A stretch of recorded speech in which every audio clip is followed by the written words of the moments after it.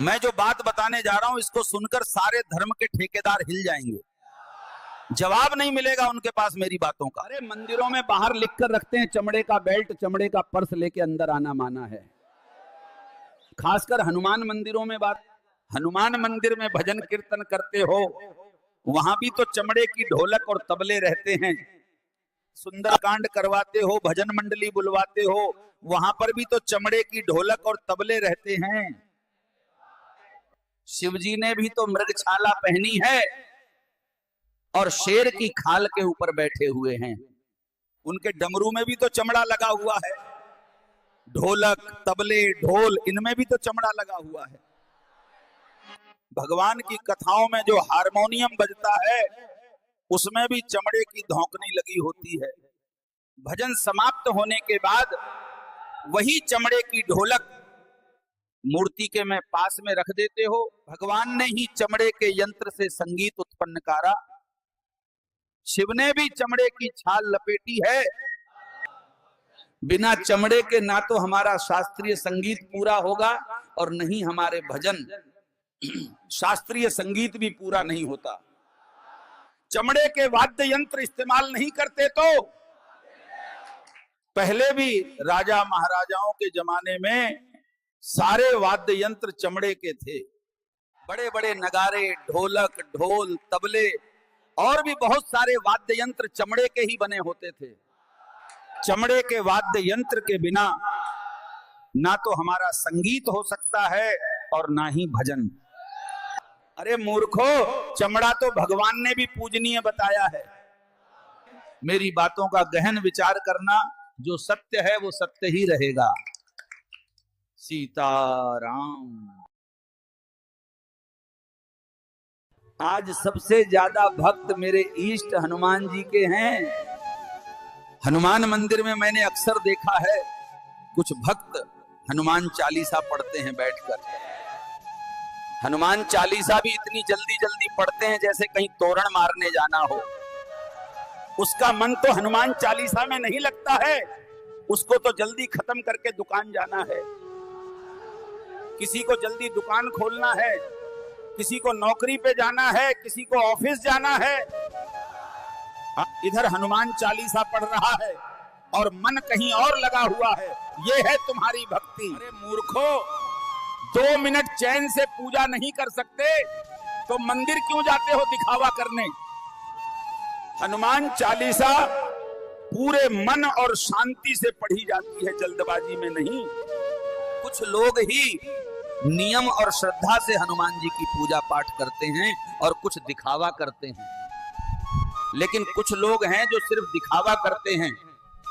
6 दिन तो मांस मदिरा का सेवन करेगा, जब मंगलवार आता है तो उस दिन मांस और शराब को हाथ नहीं लगाएगा। कहते हैं आज मंगलवार है, बाबा का दिन है, आज न तो खाएंगे और नहीं पिएंगे। कुछ लोग ही नियम और श्रद्धा से हनुमान जी की पूजा पाठ करते हैं। तुम्हें खुद विचार करना होगा कि तुम किस दिशा में जा रहे हैं। ये भक्ति है या छल? मेरी बातें जिसने सुनी वो विचार करेगा और सही मार्ग पे चलेगा, और जो अधर्मी है उसको कोई फर्क नहीं पड़ेगा। सुधर जाओ मूर्खो, दिखावे की भक्ति मत करो, सच्चे मन से भगवान की पूजा करो। सीताराम।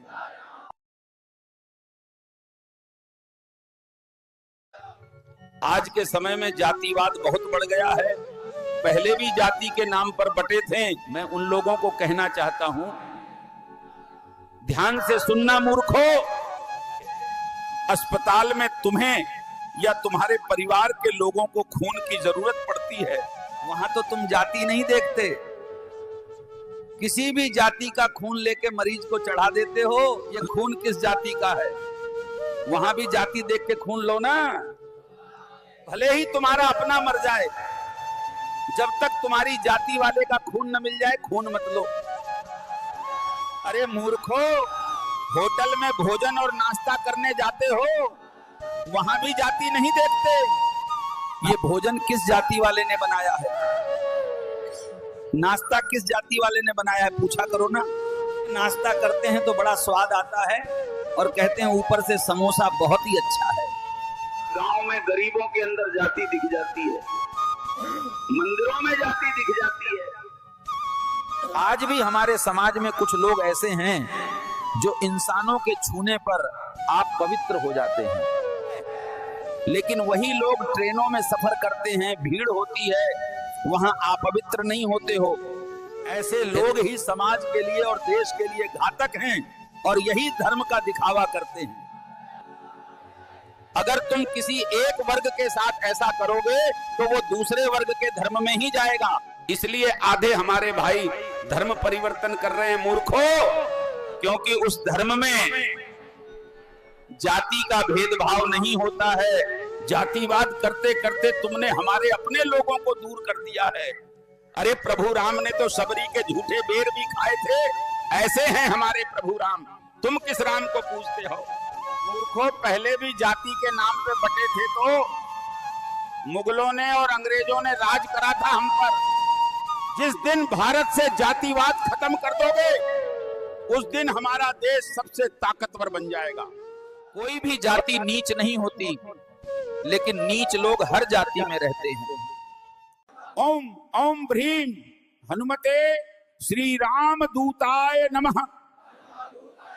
मेरे सत्य कटु वचन सुनकर कुछ लोगों को मुझसे घृणा हो रही है। जो सत्य है वो सत्य ही है। धर्म के अंधे और धर्म का दिखावा करने वाले मुझको ज्ञान दे रहे हैं। और मैं उन लोगों से एक बात पूछना चाहता हूं, क्या तुम वाकई सनातनी हो? मेरे भगवान के वस्त्र रूप धारण करवा के चौराहे पर रोड पर नचवाते हो, किसी को भी शिव पार्वती का रूप बना देते हो और रोड पे नचवाते हो। कभी किसी शादी में दो लोगों को राधा कृष्ण का वस्त्र धारण करके नचवाते हो, राधा कृष्ण राम सीता, और मेरे इष्ट हनुमान जी को भी नहीं छोड़ा तुमने। अरे तुम तो मेरे इष्ट हनुमान जी का भी अपमान कर रहे हो, किसी को भी हनुमान जी का रूप दे देते हो। क्या हमारे भगवान ऐसे गली चौराहे पे रोड पे नाचते फिरते थे क्या? हमारे जमाने में रामलीलाएं होती थी, भगवान की कथा होती थे, ऐसे रोड पे नहीं नचवाते थे। तुम लोगों ने ही हमारे धर्म का मजाक बना के रखा है। दूसरे धर्म को क्या दोष दे? अरे मूर्खों, उनके रूपों में लोगों को ऐसे गली चौराहे पे नचवाना बंद कर दो, फिर किसी की हिम्मत नहीं होगी हमारे धर्म पर उंगली उठाने की। सम्मान करो भगवान का। मेरी वाणी सुन के क्या समझेंगे और क्या सोचेंगे मुझे पता है, लेकिन विचार जरूर करना। सीता, अभी हमारे इष्ट देव महादेव का सावन का महीना चल रहा है। कुछ भक्त कावड़ लेके जा रहे हैं और मैं जो सत्य अभी बोलने जा रहा हूं वो सत्य हर कोई नहीं सुन सकता।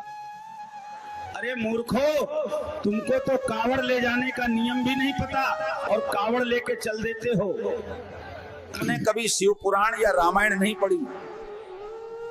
अगर पढ़ लेते तो नियम जान लेते। हमारे कुछ सनातनी भाई हैं जो कावड़ नियम, संयम और शांतिपूर्ण तरीके से ले जा रहे हैं, लेकिन कुछ ऐसे भी लोग हैं जिन्होंने हमारे सनातन धर्म का मजाक बनाकर रखा है। वे लोग कावड़ ले जाते हैं और रास्ते में सारे गलत काम करते हैं, फिर शिवजी को जल चढ़ाते हैं। कभी कावड़ खंडित होने के नाम पर किसी की गाड़ी फोड़ देते हो, किसी की दुकान तोड़ देते हो। अरे मूर्खों, रास्ते में दारू गांजा पीते हो और रास्ते में गुंडागर्दी करते हो, इससे क्या शिवजी प्रसन्न होंगे? याद रखना, कावड़ यात्रा के नाम पर जो तुम गलत करते हो शिव तुम्हें नहीं बख्शेंगे, विनाश कर देंगे। कावड़ यात्रा की परंपरा प्राचीन काल से चली आ रही है, जिसका हमारे ग्रंथों में भी उल्लेख है। कावड़ यात्रा की शुरुआत कैसे हुई? सुनो मूर्खों, जब राक्षस और देवताओं ने समुद्र मंथन करा था तो समुद्र मंथन के दौरान भगवान शिव ने हलाहल विष पिया था। विष से तपन बढ़ी, जिससे उनकी तपन शांत करने के लिए गंगा जल चढ़ाया गया। तभी से यहाँ परंपरा प्रारंभ हुई। अरे मूर्खों, कावड़ ले जाने के भी कुछ नियम हैं जिससे शिव प्रसन्न होते हैं। नियम से कावड़ लेके जाओ ना। कावड़ यात्रा के दौरान शुद्धता और ब्रह्मचर्य देना पड़ता है, नंगे पांव चलना पड़ता है, पूरी कावड़ यात्रा के दौरान मांसाहार, तंबाकू, शराब से दूर रहना पड़ता है। गंगा जल से भारी कावड़ को कभी जमीन पर नहीं रखा जाता है। मूर्खो, ये नियम नहीं कर सकते तो क्यों जाते हो कावड़ लेकर? जिसने मेरी वाणी सुनी वो गहन विचार करेगा मेरी बातों का। सीताराम।